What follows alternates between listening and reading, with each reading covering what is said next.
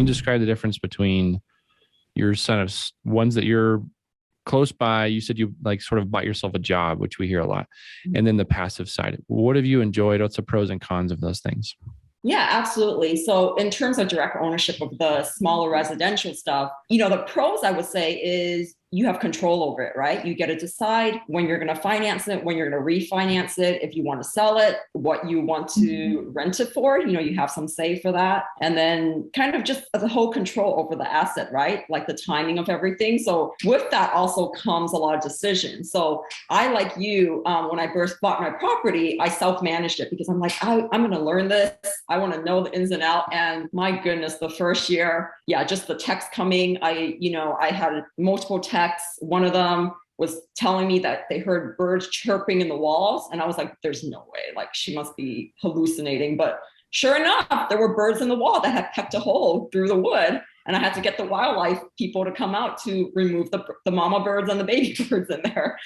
And then, people having their heater go out in the middle of winter and trying to get the HVAC guys out there, right? Because it's freezing cold. So just a lot of things like that where I wasn't prepared for it. And even handing over those duties to the property management, you still get those emails and decisions about what do you want to do. The tenant asked about this, how would you like to handle it? So it's not completely hands-off. There's a little bit less hands-off.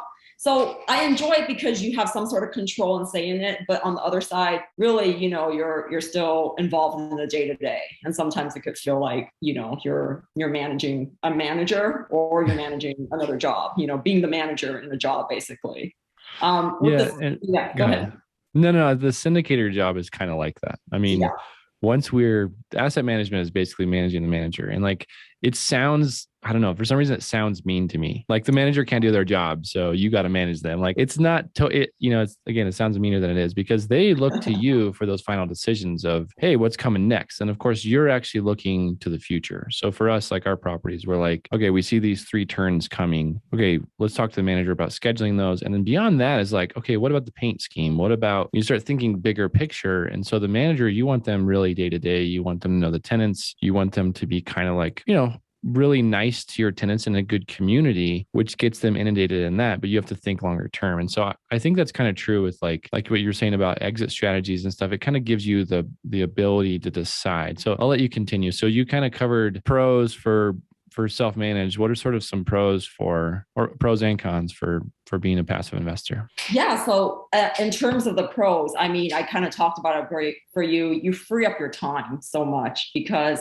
yes, there's a lot of front end work on the passive investor side. So you really have to vet the sponsors, the deals, and make sure the deal makes sense for you and your investment goals. But after that, you're kind of really in the passenger seat and going along for the ride, with that analogy. So really freeing up the time. The other thing I like is, there's limited liability, right? With the residential stuff, we were taking out, we have loans in our own name and, everything, you're liable for it, right? If something happens. With being a passive investor, you're limited. You're not on the debt. You didn't sign the loan.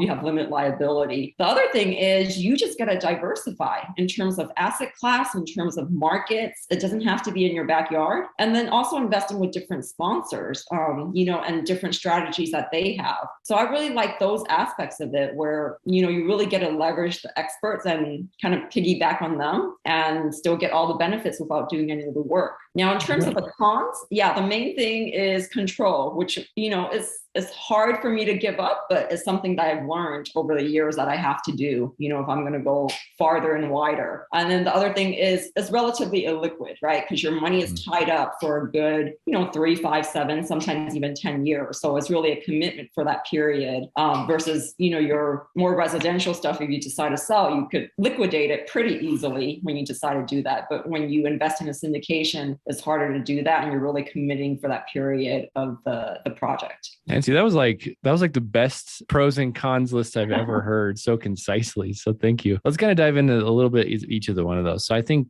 first of all, you said, talking about debt. And what's cool about multifamily is in a lot of situations, basically I would say 90+% of multifamily syndications where the loan is over $1 million.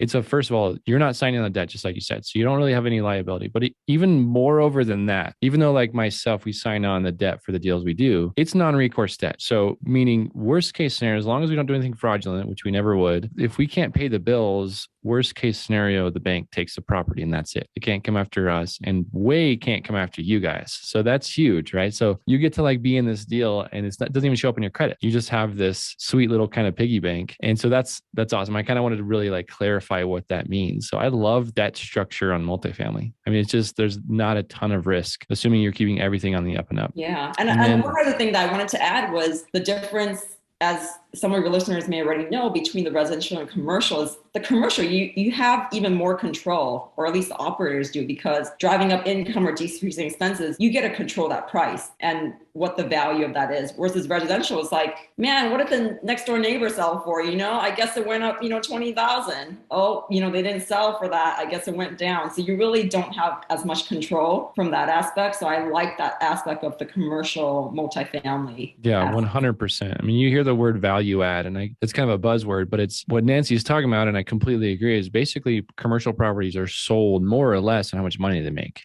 It's more like selling a business than it is selling real estate. So if you drive rents up, if you're spending less, like expenses are down, at the end of the day, net operating income is what the property's worth. There is a cap rate, right? So it does kind of like fluctuate a little bit with market, but not nearly like it does in residential, like you're saying. Like in San Francisco, if you live in a row home, it obviously loses money, a lot of money. But if your neighbor sells for $2 million, your property's worth probably near $2 million. It's just the market drives the price rather than the income. So I love that as well. So thank you again for the concise explanation.